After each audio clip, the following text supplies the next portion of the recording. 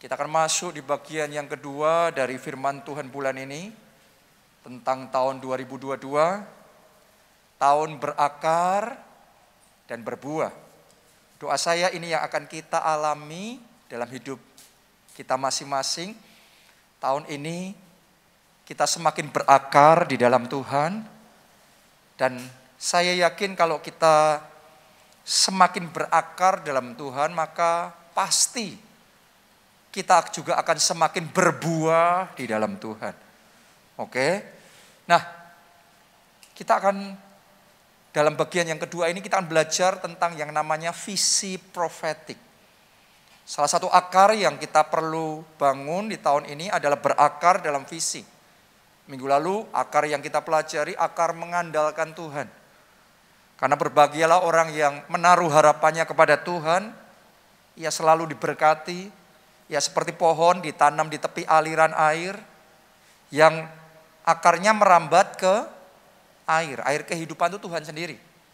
Bicara tentang hati kita yang tertujunya ke Tuhan, pengharapan kita yang terarahnya sama Tuhan. Ya, Tuhan sumber kita, Tuhan penolong kita, Dia kekuatan kita, Dia andalan kita, Dia kesembuhan kita, Dia kemenangan kita. Ini pohon yang akarnya merambat ke air, menjadikan Tuhan sumbernya segalanya dalam hidupnya. Orang yang seperti itu, Alkitab ngomong, daunnya tidak akan pernah kering, sekalipun ada di tahun kering. Jadi ada orang yang melewati musim kering terus jadi kering, tapi ada juga yang melewati musim kering tetap hijau daunnya. Saya berdoa itu saudara, melewati musim kering tetap segar, tetap penuh sukacita, karena anugerah Tuhan ada dalam hidup saudara. Oke, karena itu jadilah seperti pohon yang akarnya merambat ke air. Jadilah anak Tuhan yang benar-benar dalam hidup kita menjadikan Tuhan andalan kita, sumber segalanya dalam hidup kita. Maka Dia jaminan pasti dalam hidup kita. Itu minggu lalu. Minggu ini kita akan belajar tentang berakar dalam visi. Amsal 29 ayatnya yang ke-18. Bila tidak ada wahyu, menjadi liarlah rakyat. Sampai di situ aja. Dalam Alkitab King James, bahasa Inggris ya, ditulisnya, where there is no vision, the people perish. Jadi kata wahyu dalam Alkitab bahasa Indonesia kita diambil dari Alkitab bahasa Inggris yaitu vision. Ternyata wahyu ini bicara tentang visi. Tapi wahyu ini bukan visi biasa. Wahyu ini adalah visi yang kita terima dari Tuhan.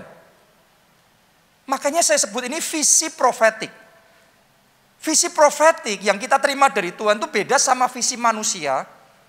Yang kalau saudara ikut seminar motivasi, Anda akan diajari punya visi yang terukur, punya visi yang Anda memikirkan, Anda merencanakan dari hasil pikiran manusia. Nah, tapi ini beda. Wahyu ini bicara tentang visi yang datangnya dari pikiran Tuhan. Visi yang datangnya dari rencana Tuhan. Doa saya dalam hidup saudara yang Anda kejar bukan cuma visi Anda sendiri, tapi visi yang dari Tuhan. Karena visi yang Tuhan pasti lebih besar. Visi yang dari Tuhan pasti luar biasa. Pasti lebih daripada visi manusia. Dan saya berdoa sementara firman ini dibagikan melalui firman ini. Karena firman itu terang. Firman itu pelita bagi kaki kita, terang bagi jalan kita. Sementara Anda dengar firman, Anda dapat terang. Saya berdoa, Anda dapat inspirasi dari Roh Kudus. Anda bisa nangkep visi Tuhan. Visi profetik yang dari Tuhan. Penting sekali dalam hidup kita, hidup dalam visi. Hidup punya tujuan visi yang dari Tuhan. Orang kalau nggak punya tujuan dari Tuhan, visi dari Tuhan, kita ngomong, bila tidak ada wahyu, bila tidak ada visi profetik dari Tuhan ini, menjadi liarlah rakyat. The people perish. Rakyat jadi binasa. Kalau kita hidupnya tanpa visi, hidup kita berantakan. Kacau balau semuanya. Namanya nggak punya tujuan. Maka semuanya serampangan. Akhirnya jadi liar, akhirnya kacau. Akhirnya semuanya sia-sia. Tanpa visi. Anda mau nangkap visi yang dari Tuhan? Ngomong dalam hati saudara, sementara dengar khotbah ini, bicara sama Roh Kudus, Roh Kudus, bukakan visi itu. Berikan visimu dalam hidupku. Ayo kita baca Lukas 7 ayatnya yang ke-21. Pada saat itu, Yesus menyembuhkan banyak orang dari segala penyakit dan penderitaan dan dari roh-roh jahat. Dan ia mengaruniakan penglihatan kepada banyak orang buta. Tahukah saudara, salah satu pelayanan Tuhan Yesus adalah mencelikkan mata yang buta. Dan yang saya yakin bukan hanya yang butuh dicelikkan ya, bukan hanya orang yang buta secara jasmani. Tapi juga orang yang buta mata rohaninya sehingga belum bisa melihat visi yang dari Tuhan. Sama seperti Tuhan Yesus mencelikkan mata orang yang buta secara jasmani. Saya berdoa Tuhan Yesus mencelikkan mata roh kita masing-masing. Sehingga kita yang tadinya gelap, gak mampu melihat visi dari Tuhan. Gak ngerti pilihannya yang ini atau yang itu ya. Keputusan yang ini atau yang itu. Jalan yang ini atau yang itu yang saya pilih. Saya berdoa saat ini Roh Kudus mengurapi mata kita. Sehingga kita bisa melihat visi dari Tuhan. Amin. Ini visi profetik yang dari Tuhan. Ya, penting sekali buat kita untuk bisa menangkap visi yang dari Tuhan. Karena itu yang akan membuka pintu-pintu yang tadinya tidak mungkin kita bisa masuk ke situ. Tapi begitu pintunya terbuka, kalau Anda melihat visi ya, pintu terbuka, Anda masuk di situ. Saya berdoa, sementara firman ini disampaikan, mata roh saudara bisa melihat tahun ini sesuatu yang besar akan Tuhan kerjakan dalam hidup saudara. Tahun ini belenggu dosa yang sudah bertahun-tahun mengikat Anda mau lepaskan pornografi, tinggalkan perjinahan atau dosa apapun, tapi jatuh bangun terus. Tapi saya berdoa Anda bisa melihat tahun ini Roh Kudus akan bekerja dalam hidupmu. Belenggu dosa itu akan dipatahkan, kelepasan terjadi. Tepuk tangannya pula yang paling meriah buat Tuhan kita. Sudah belum saudara melihat dengan mata roh bahwa itu yang akan Tuhan kerjakan tahun ini. Tahun ini ada orang-orang di tempat ini yang tahun ini pernikahanmu dipulihkan oleh Tuhan. Kau sudah berdoa selama sekian lama, tapi nggak ada perubahan. Suamimu mungkin tambah parah, istri saudara, hubungan Anda malah semakin banyak kesalahpahaman, semakin runyam, sakit hatinya tambah banyak. Hati saudara sebenarnya secara manusia sudah hambar satu dengan yang lain. Tapi tahun ini anggur baru Tuhan akan dicurahkan. Pernikahan Anda akan diubahkan oleh Tuhan. Air jadi anggur kembali. Kasih yang sudah hambar akan dibuat jadi manis kembali. Dan pemulihan rumah tangga terjadi. Lihat itu. Anda bisa nggak ngelihat itu? Karena butuh mata yang dicelikkan untuk bisa ngelihat itu. Kalau mata kita belum dicelikkan, yang kita ngelihat situasi kita sekarang. Yang kita ngelihat setiap hari cekcok, setiap hari salah paham, setiap hari bertengkar, kita sudah kayaknya hopeless banget. Tapi saya berdoa seperti Yesus mencelikkan mata yang buta. Hari ini mata saudara dicelikkan oleh Roh Kudus. Untuk bisa melihat 2022 ini tahun yang luar biasa dalam hidupmu. Ada orang-orang di tempat ini yang tahun ini saudara akan dipakai oleh Tuhan. Anda akan dibawa oleh Tuhan berjalan dalam pengurapan Roh Kudus yang belum pernah Anda alami sebelumnya. Biasanya di tahun-tahun kemarin Anda ya berjalan secara normal dengan kekuatan manusia, dengan kepandaian akal budi manusia. Tapi tahun ini akan ada extra power. Tahun ini Anda akan berjalan di dalam pengurapan Roh Kudus. Dan ketika engkau berjalan dalam pengurapan Roh Kudus, ketika engkau berdoa, mujizat terjadi. Doamu akan berubah. Tahun ini saya yakin ada orang-orang di tempat ini, tahun ini doamu berubah. Yang dulunya doanya nggak pernah ngelihat jawaban, nggak pernah ngelihat mujizat. Tahun ini engkau berdoa, mujizat terjadi, kesembuhan terjadi, keajaiban terjadi. Bisakah saudara lihat itu? Saya berdoa, mata roh saudara dicelikkan, Anda bisa melihat itu. Tahun ini akan ada orang-orang di tempat ini, Anda akan terima special anointing, urapan khusus dalam keuangan. Sehingga yang dipegang, yang dikerjakan tanganmu, jadi. Anda kerjakan ini, jadi. Jadi lagi, makanya apa saja yang diperbuatnya, berhasil. Tangan-tangan saudara ini, tangan-tangan yang diberkati 2022 ini akan jadi tahun kemenangan dan tahun keberhasilan. Di ibadah yang sebelumnya saya nggak ngomong, tapi tiba-tiba saya diingatkan ya sama nubuatan Pastor I.E. Adeboye. Dia nubuatkan tentang tahun 2022 ini. Ada banyak nubuatannya. Salah satunya yang saya ingat, dia ngomong gini, 80% proyek-proyek yang dimulai di tahun 2022 akan berhasil. Jadi saya yakin Roh Kudus akan bicara sama orang-orang di tempat ini. Jemaat-jemaat di tempat ini. Anda memulai yang baru di 2022. Dan yang engkau kerjakan tahun ini berhasil. Akan ada kemenangan besar. Akan ada terobosan besar. Akan ada kesaksian besar. Yang engkau ceritakan tahun ini. Anda bisa melihat itu? Butuh mata roh yang dicelikkan untuk bisa melihat. Kalau mata buta susah melihat. Kalau mata sudah terbuka bisa melihat. Karena itu Yesus mencelikkan mata yang buta.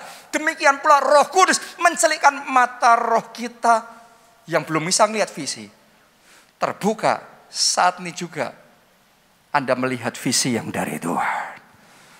Amin. Saya yakin firman Tuhan hari ini benar-benar akan dipakai oleh Roh Kudus. Sementara firman demi firman ini saya bagikan sama saudara. Tapi secara pribadi Roh Kudus akan berurusan dengan kita masing-masing. Dan Roh Kudus akan memunculkan picture, gambar dalam benak saudara, dalam hati saudara, dalam roh saudara. Roh Kudus akan memunculkan gambar. Dan kalau Anda peka, Anda tangkap, itu visi dari Tuhan. Tahun ini tergenapi. Katakan amin, amin. Tepuk tangannya pula yang paling meriah buat ini. Jadi sementara khotbah ini berlangsung, tolong saudara connect sama Roh Kudus dan bicara Roh Kudus. Berikan gambar itu. Roh Kudus biar aku melihat apa yang kau mau kerjakan tahun ini. Oke? Ya, yang itu hanya Roh Kudus bisa lakukan. Saya nggak bisa lakukan. Makanya Anda pekanya sama Roh Kudus. Anda dengar khotbah ini, tapi Anda terarahnya sama Roh Kudus. Nanti Anda bisa melihat visi dari Tuhan. Setelah melihat visi, berikutnya kita perlu berakar dalam visi. Kenapa? Berakar dan tidak berakar akan menentukan hasilnya. Visi itu tercapai apa tidak. Kita baca Matius 13 ayat 5 sampai ayat yang ke-6. Sebagian jatuh di tanah yang berbatu-batu, yang tidak banyak tanahnya, lalu benih itu pun segera tumbuh karena tanahnya tipis. Tetapi sesudah matahari terbit, layulah ia dan menjadi kering karena tidak berakar. Jadi benih kalau tidak berakar jadi layu, terus kering. Artinya mati. Tolong dengarkan saudaraku. Benih visi, kalau tidak berakar, padahal sudah ada visinya. Anda sudah melihat visinya. Tapi kalau tidak berakar dalam visi, maka visi itu bisa jadi layu dan kering dan mati. Banyak orang dapat visi yang dari Tuhan. Tidak diragukan itu Roh Kudus yang ngasih visi profetik. Dia ngasih janji sama kita dan kita ngomong amin, kita tangkap janji itu. Tapi kalau tidak berakar, maka visi itu bisa jadi kering. Visi yang harusnya menghasilkan buah yang lebat, tapi gara-gara tidak berakar, visi itu jadi kering, jadi mati. Kalau sebuah visi kering dan mati, bukan berarti itu bukan berasal dari Roh Kudus. Harusnya itu menghasilkan hal-hal yang luar biasa. Tapi butuh dari pihak kita untuk berakar. Baru kita melihat visi profetik itu bisa berbuah. Mari kita lihat dalam kehidupan Kaleb. Alasan kenapa dia berbuah lebat dalam hidupnya, menghasilkan buah-buah yang lebat, karena dia berakar dalam visi. Kita baca Yosua 14, ayatnya yang ke-9 sampai 12. Pada waktu itu, Musa bersumpah, katanya, sesungguhnya tanah yang diinjak oleh kakimu itu akan menjadi milik pusakamu dan anak-anakmu sampai selama-lamanya. Sebab engkau tetap mengikuti Tuhan Allahku dengan sepenuh hati. Coba lihat ke depan sini. Ini adalah kisah ketika waktu itu Kaleb menerima visi dari Tuhan melalui hambanya. Siapa tadi? Musa. Jadi Musa yang menyampaikan visi dari Tuhan dan itu ditangkap oleh Kaleb. Apa visinya? Tanah itu adalah tanah perjanjian yang Tuhan mau kasih sama Kaleb. Oke, itu yang terjadi. Itu momennya dia menangkap visi profetik dari Tuhan. Lanjutkan ayat yang ke-10. Jadi sekarang, sesungguhnya Tuhan telah memelihara hidupku seperti yang dijanjikannya. Kini sudah 45 tahun lamanya sejak diucapkan Tuhan firman itu kepada Musa. Sampai di situ. Sudah berapa lama ketika kalian bicara ini? 45 tahun. Coba Anda renungkan. Kaleb ini pegang visi itu 45 tahun. Dia tidak lepaskan visi itu selama 45 tahun. Dia belum melihat apa-apa. Dari yang dijanjikan Tuhan dulu, sudah 45 tahun dia belum mengalami apa-apa. Tapi dia enggak lepaskan, dia enggak ngomong, kayaknya sudah enggak mungkin deh, sudah terlalu lama. No. Bahkan dari cara dia ngomong waktu itu, kita bisa ngerti kayak visi itu masih begitu hidup di dalam dirinya. Dan dia ngomong itu pada waktu itu seperti kayak dia baru dengar visi itu kemarin. Artinya tiap hari visi itu terus dia pegang, dia tidak pernah lupakan. Dia terus perjuangan 45 tahun. Ini orang yang berakar dalam visi. Ada berapa banyak anak Tuhan gak bisa ngalami penggenapan visi. Karena setelah terima visi dari Tuhan dalam ibadah seperti ini, Roh Kudus bisa bicara sama saudara, Anda bisa nangkap janji Tuhan, Anda ngomong amin. Tapi setelah selesai ibadah, kita pulang, kita kembali ke kehidupan masing-masing. Masalah terjadi, tantangan terjadi dalam hidup kita, baru beberapa hari atau beberapa minggu kita sudah lupa. Kepikir aja tidak. Kita nggak bisa ngomong 45 tahun, hari ini tepat 45 tahun, itu Tuhan janji sama aku. Kita bisa nggak ngomong seperti itu? Kaleb orang yang nggak akan lupa, begitu dia dapat janji dari Tuhan, visi dari, dari Tuhan. Dia pegang itu kuat-kuat dalam hatinya.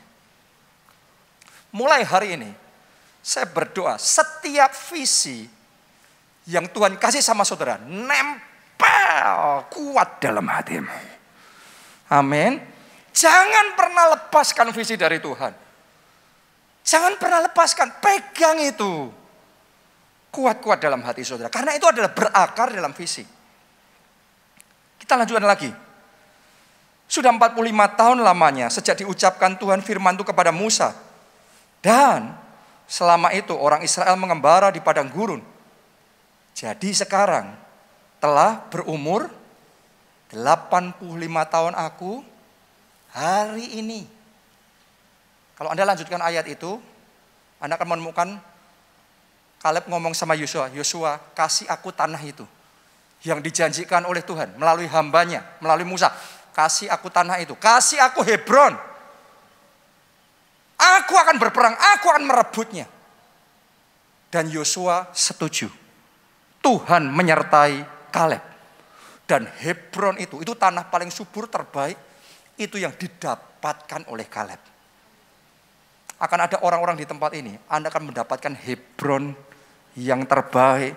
Hebron perjanjian, jodoh perjanjian, anak perjanjian, rumah perjanjian, mujizat perjanjian. Karena engkau berakar dalam visi apa yang sudah dijanjikan Tuhan tergenapi.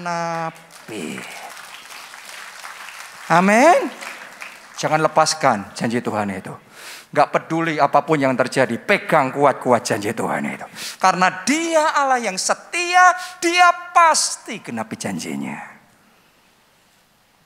Amin. Pertanyaannya, bagaimana cara berakar dalam visi?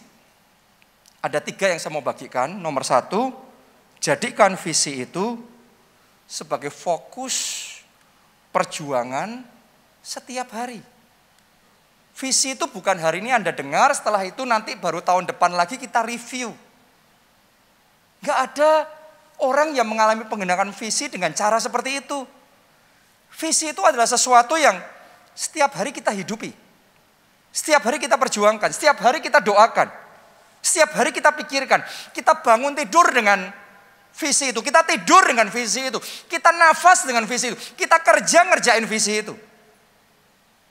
Fokusnya adalah pada visi yang dari Tuhan.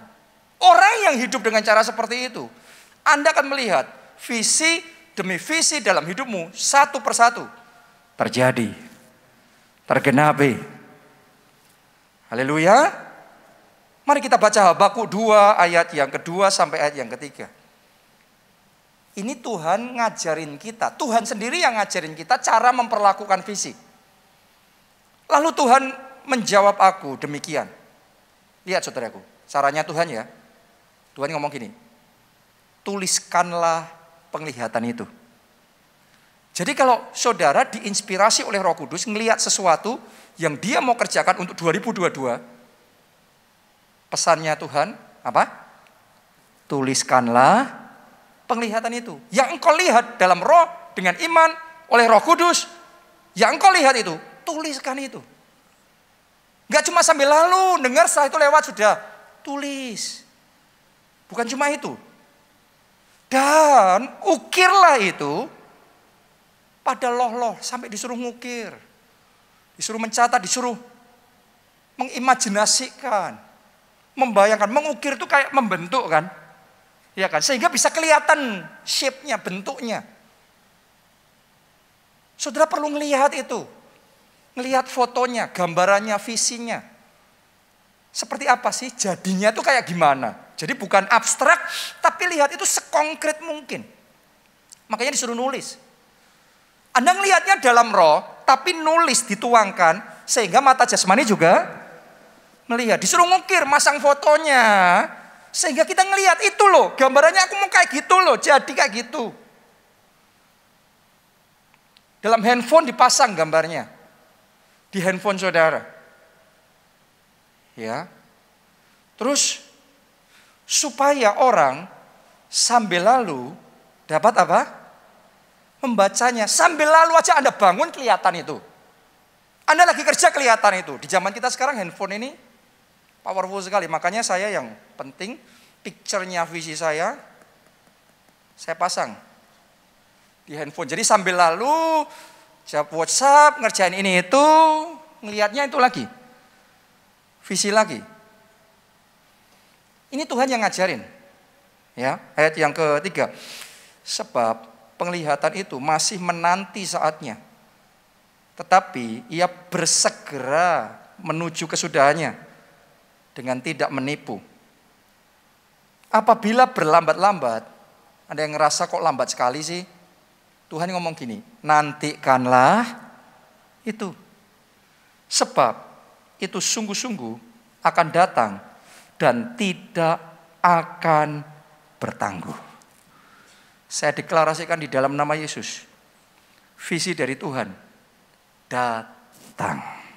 Kesembuhan itu datang. Promosi itu datang. Pemulihan itu datang. Amin.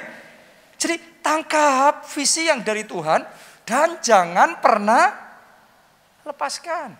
Jadikan itu adalah fokus. Kenapa? Karena kalau orang tidak fokus, visinya hilang.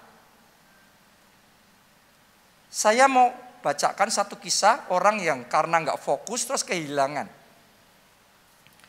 1 Raja-Raja 20 ayat 39 sampai 40. Pada waktu raja lewat, ia mengadukan halnya kepada raja, katanya, ketika hambamu ini maju ke tengah pertempuran, tiba-tiba ada seorang meninggalkan barisan dan membawa seorang kepadaku sambil berkata, jagalah orang ini. Jika ia hilang dengan cara bagaimanapun juga, maka nyawamu adalah ganti nyawanya. Atau engkau harus membayar setalenta perak. Ayat 40 perhatikan. Ketika hambamu ini repot sana sini, orang itu menghilang. Jadi dia kehilangan orang itu ketika apa? Repot sana sini. Harusnya orang itu jadi fokusnya. Tapi nggak fokus, repot sana sini. Nggak malas loh. Nggak malas, ini repot loh. Berarti kerja keras nggak? Kerja keras, tapi sana sini hilang orang itu. Banyak orang bukan pemalas. Tapi masalahnya nggak fokus. Nggak fokus sama visi. Repot sana sini, doa sana sini, perjuangannya sana sini. Bukan menuju visi. Hilang visi itu. Nggak jadi visi itu. Hari ini saya berdoa supaya saudara fokusnya diluruskan oleh Tuhan. Bukan sana sini, fokus. Kalau engkau fokus, perjuangannya fokus, doanya fokus, jadi dalam hidupmu. Amin. Jadi mulai hari ini sadarilah repot tidak selalu baik. Kalau repotnya sana sini, visinya hilang. Hanya kalau repotnya pada visi, visinya jadi. Makanya saya setiap hari bangun, jadwal saya, cara kerja saya semuanya tertuju pada visi. Saya tahu 2022 apa saja yang saya yakin Tuhan mau kerjakan dalam hidup saya, melalui hidup saya. Dan setiap hari waktu saya rakit untuk memperjuangkan itu. Makanya satu demi satu saya melihat, satu demi satu yang Tuhan perlihatkan sama saya dalam roh. Sekarang saya sudah melihat secara jasmani. Tadinya visi, sekarang jadi realita. Saya berdoa kesembuhanmu jadi realita. Saya berdoa kemenanganmu jadi realita. Saya berdoa keberhasilanmu jadi realita. Mesti fokus, jangan sana sini. Fokus pada visi. Pastor David Yonggicho ngajarin satu pelajaran penting sekali tentang hidup dalam visi. Dia ngomong gini, hidup dalam visi itu kayak kita pakai pukul besi, mau mukul kayu supaya nembus ke tembok atau ke papan kayu. Jadi caranya gimana? Ya kita arahkan kan pakunya. Setelah itu kita pakai pukul besinya, kita pukul paku itu. Bang! Mungkin nggak langsung masuk. Tapi pukul lagi. Bang! Terus pukul. Bang! Mungkin baru masuk sedikit. Terus aja pukul. Bang! Bang! Bang! Sampai di titik tertentu, paku itu akan nembus. Seperti itu berjuang dalam visi. Arahnya mesti jelas, targetnya. Setelah itu pukul dengan pukul doamu. Bang! Tertuju pada target itu, bukan doa sana sini. Doanya target. Bang! Dengan pukul perjuangan. Bang! Dengan pukul usaha. Bang! Sampai di titik tertentu, visi itu nembus. Breakthrough terjadi. Terobosan besar terjadi. Oh, saya tahu akan ada orang-orang di tempat ini. Tahun ini engkau akan bersaksi. Yang Tuhan perlihatkan. Jadi. Visimu nembus. Target saudara tembus. Rekor itu tembus. Amin. Karena itu berjuang dalam visi. Visi. Visi. Itu yang pertama, fokus. Yang kedua, jangan tukarkan visi profetik dari Tuhan dengan visi apapun yang ditawarkan sama iblis. Coba Anda lihat, perhatikan. Kalau saudara dikasih sama Tuhan visi, Anda berjuang menuju visi, iblis akan berusaha menghentikan saudara. Kalau dia tidak berusaha menghentikan saudara, yang dia akan coba lakukan adalah menggoda kita, nawarin visi yang lain. Sehingga kita yang tadinya arahnya pada visi, terus kemudian kita berbelok. Wah, itu menarik ya, terus kita jalan ke arah yang lain. Ketika kita jalan ke arah yang lain, visi dari Tuhan gagal. Itu adalah strategi yang selalu iblis pakai untuk menggagalkan rencana Tuhan dalam hidup kita. Dan bahkan iblis coba praktek lakukan itu sama Tuhan Yesus sendiri. Kita baca Matius 4 ayat 8 sampai 10. Dan iblis membawanya pula ke atas gunung yang sangat tinggi dan memperlihatkan kepadanya semua kerajaan dunia dan apa? Kemegahannya. Anda lihat ke depan sini. Tuhan Yesus sedang fokus pada visi. Visinya apa? Alkitab ngomong anak manusia turun ke dunia untuk mencari dan menyelamatkan yang terhilang. Tapi yang iblis lakukan, iblis perlihatkan. Apa itu tadi? Kerajaan dunia dan kemegahannya. Dikasih gambar yang lain. Dikasih visi yang lain. Terus lihat, ngomongnya apa? Dan berkata kepadanya, semua itu akan kuberikan kepadamu jika engkau sujud menyembah aku. Sampai di situ aja. Jadi iblis lakukan, kalau engkau mau ini semua, sujud ikut aku aja. Kasih semuanya ini. Seandainya Tuhan Yesus tergoda, mungkin dia dapatkan semuanya itu, tapi dia kehilangan visi Allah dalam hidupnya.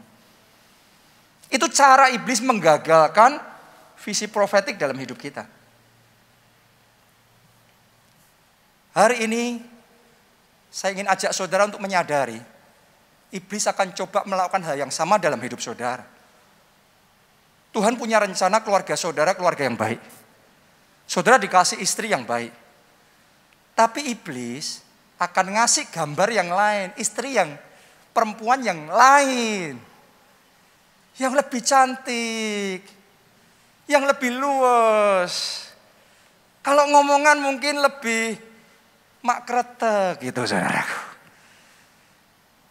Dan kalau kita tergoda sama yang lain, apa yang sebenarnya Tuhan sudah rancangkan dalam hidup kita jadi berantakan. Rumah tangga jadi berantakan ketika kita tergoda. Ya, saya sudah melihat bahkan dalam dunia pelayanan. Saya punya teman-teman hamba Tuhan dipanggil jadi pengkhotbah, penginjil. Belok. Jadi gembala, buka gereja. Kalau dipanggilnya jadi gembala, ya jadi gembala. Tapi dipanggil jadi penginjil, jadi gembala sekarang. Saya bisa melihat berulang-ulang, kalau itu bukan dipanggil Tuhan, hasilnya selalu sama. Tadinya, wah pelayanannya luar biasa, jadi berkat buat banyak orang. Tapi begitu belok, kayak jadi mengecil dan tidak berarti sama sekali. Orang kalau salah jalur, nggak ada urapan Tuhan di situ, nggak ada penyertaan Tuhan di situ. Dan kalau nggak disertai Tuhan, kita jadi kering, jadi sia-sia perjuangan kita. Hari ini sadarilah bahwa iblis akan coba saudara, menarik saudara supaya belok ke kanan atau belok ke kiri. Makanya Tuhan ngomong, jangan menyimpang ke kanan atau menyimpang ke kiri. Kalau saudara sudah nangkep visi dari Tuhan, jalan setia pada visi itu, maka visi itu akan tergenapi dalam hidup saudara. Saya yakin salah satu alasan kenapa gereja kita sudah 32 tahun lebih, tapi terus Tuhan bawa from glory to glory. Setiap tahunnya selama 30 tahun ini, terus Tuhan bawa tetap naik dan tidak turun. Anda harus ngerti, bukan berarti semuanya lancar-lancar. 32 tahun itu waktu yang cukup lama ya. Banyak hal terjadi. Kita melalui pandemi, melalui krismon, melalui bencana alam, melalui macam-macam persoalan, macam-macam. Begitu banyak hal. Tapi di dalam semuanya itu, Tuhan terus bawa kita tetap naik dan tidak turun. Masuk dalam kemuliaan yang semakin besar. Saya yakin salah satu penyebabnya karena Pak Obadja orang yang mau setia dalam visi Tuhan. Kenapa saya ngomong begitu?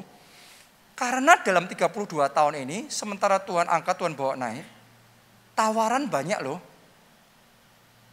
Tawaran untuk Pak Obadja, gembala senior kita, bapak rohani kita.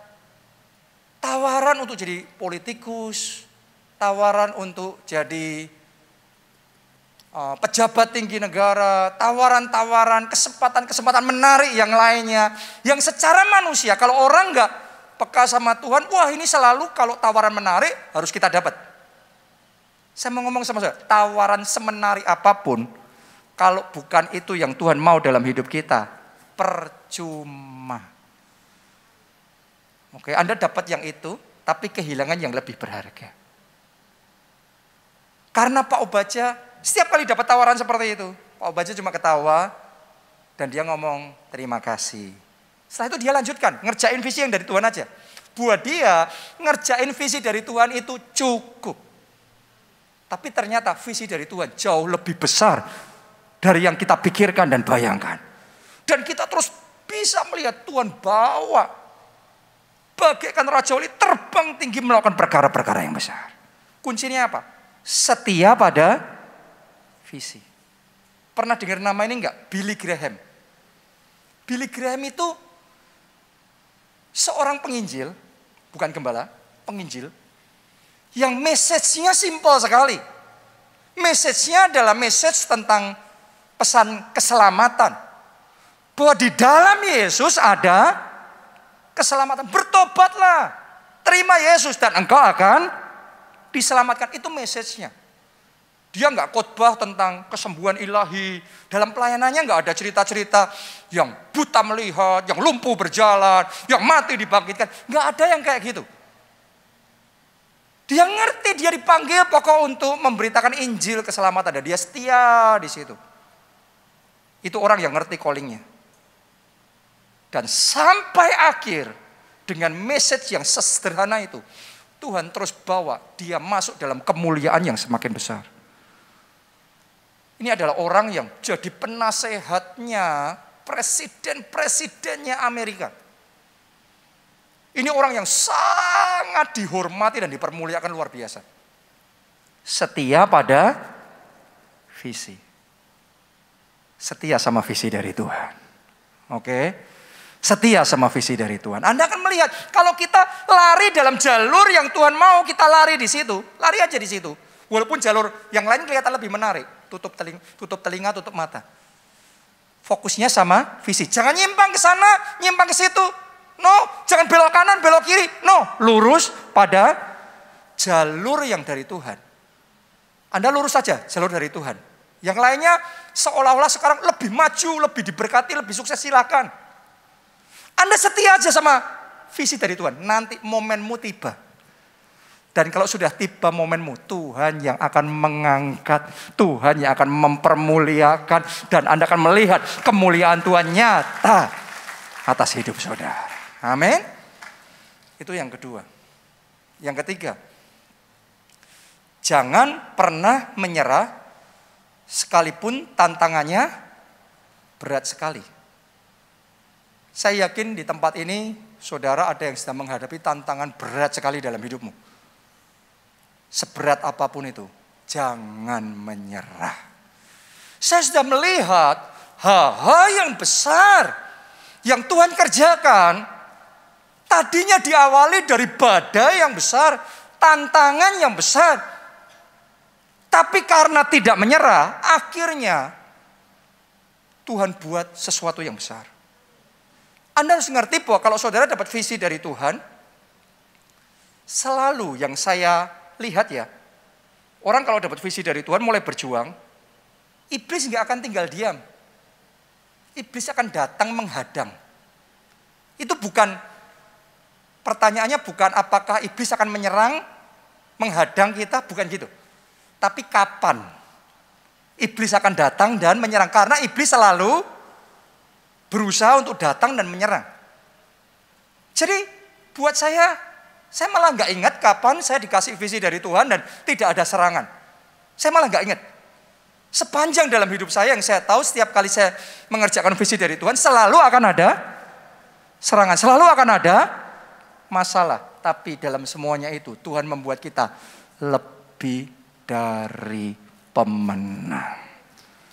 Amin. Jangan menyerah. Jangan putus asa. Saya pernah dengar kesaksiannya Pastor David Yonggicho ketika dia membangun gedung gereja terbesar di dunia waktu itu. Sudah tahu nggak? Di tengah proyek itu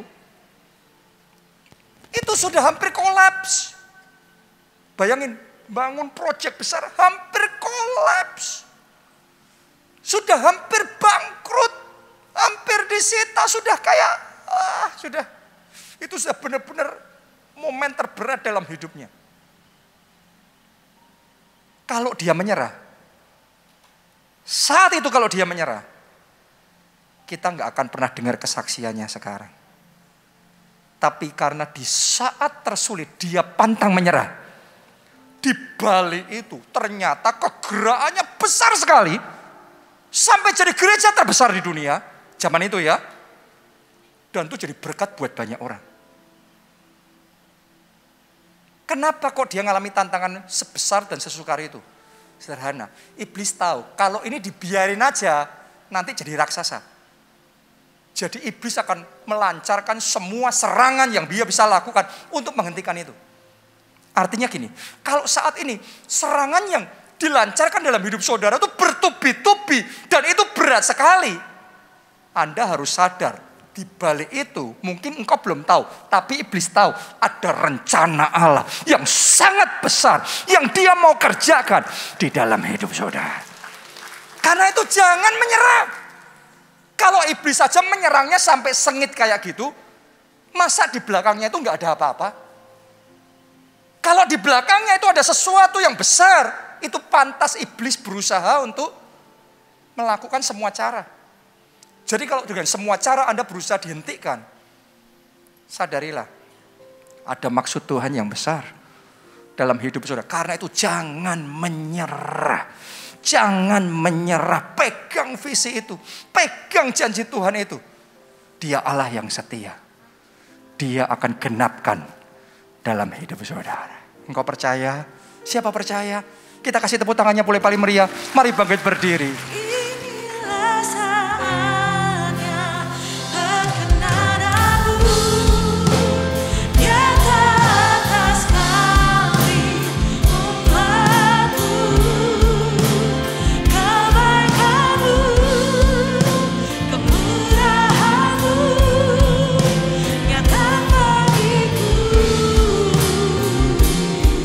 Mari katakan, inilah saatnya perkenanan-Mu, lawat setiap kami umat-Mu, kebaikan-Mu, kemurahan-Mu sungguh nyata. Melimpah bagiku. Anda percaya tahun ini saatnya perkenanan Tuhan? Tahun ini akan ada penggenapan janji Tuhan dalam hidup saudara. Engkau percaya? Nyanyikan lagu ini dengan iman dari hatimu. Inilah saatnya perkenanan-Mu, nyata atas kami umat-Mu, kebaikan-Mu, kemurahan-Mu datang bagiku. Amin. Inilah saatnya perkenanan-Mu, lawat setiap kami umat-Mu, kebaikan-Mu, kemurahan-Mu sungguh nyata.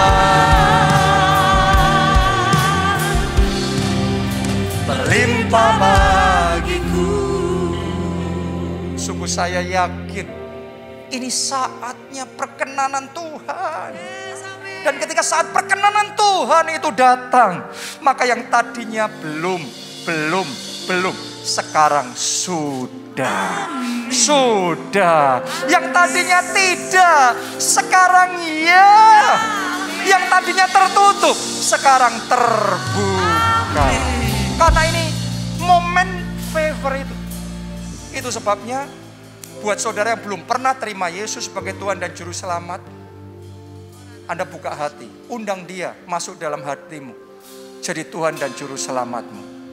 Sehingga favor itu Anda bisa alami dalam hidup saudara. Mari kita buka hati, angkat dua tangan, ikuti doa ini. Tuhan Yesus, masuklah dalam hatiku, jadi Tuhan dan Juru Selamatku. Ampuni dosa-dosaku, selamatkan aku. Mulai sekarang, hidupku milik Tuhan Yesus. Aku percaya dosa-dosaku sudah diampuni dan aku sudah diselamatkan. Terima kasih Tuhan. Amin. Yang kedua, saya mau berdoa supaya Roh Kudus yang menginspirasikan visi dalam hidup kita. Karena kalau tidak ditolong Roh Kudus, kita nggak mampu melihat. Yang kita lihat cuma situasi kita yang penuh keterbatasan. Yang kita lihat cuma sakit penyakit kita, masalah kita, persoalan dalam keluarga kita. Nggak habis-habisnya yang kita lihat cuma itu terus. Sehingga kita merasa miskin banget, kita merasa lemah banget, kita merasa terbatas banget. Kenapa? Karena kalau belum dicelikkan mata roh kita, kita nggak bisa melihat. Tapi pelayanan Tuhan Yesus adalah mencelikkan mata yang buta. Sehingga kita bisa melihat. Kalau Roh Kudus yang mencelikkan mata rohani saudara, maka engkau akan bisa melihat. Ternyata dalam kelemahanku sempurna kuasa Tuhan. Dalam keterbatasanku Allah tidak terbatas.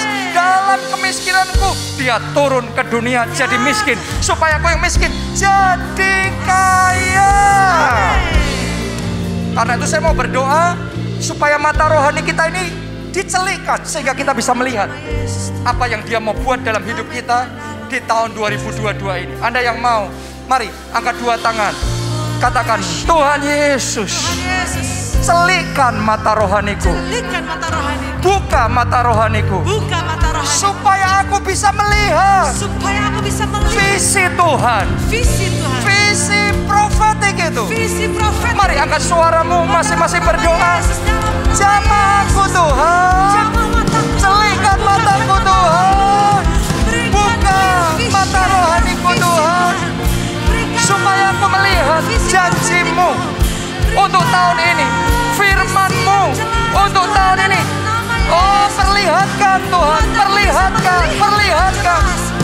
Dengan mata iman, dengan mata batin, dengan mata rohku ini aku mau melihat. Aku mau melihat. Aku perlu melihat. Jamah aku Tuhan. Jamah aku Tuhan. Oh, terima kasih. Inilah saatnya perkenananmu. Lawat atas kami umat-Mu. Kebaikan-Mu, kemurahan-Mu datang bagiku.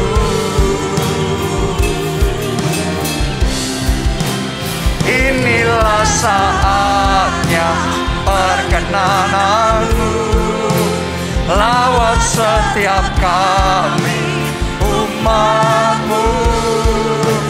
Kebaikan-Mu, kemurahan-Mu sungguh nyata,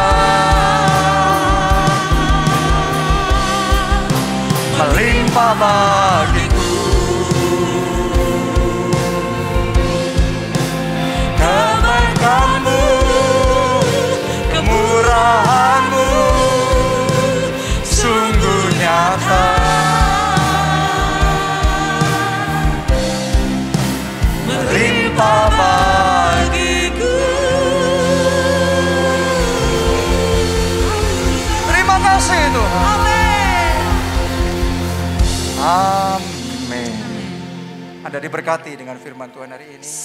Ayo kita kasih tepuk tangan buat Tuhan yang memperlihatkan tahun ini tahun luar biasa.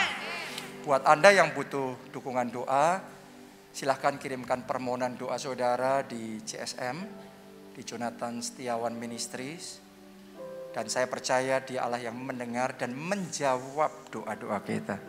Setelah Anda dapat jawaban doa itu, kirimkan juga kesaksian-kesaksian Anda di CSM.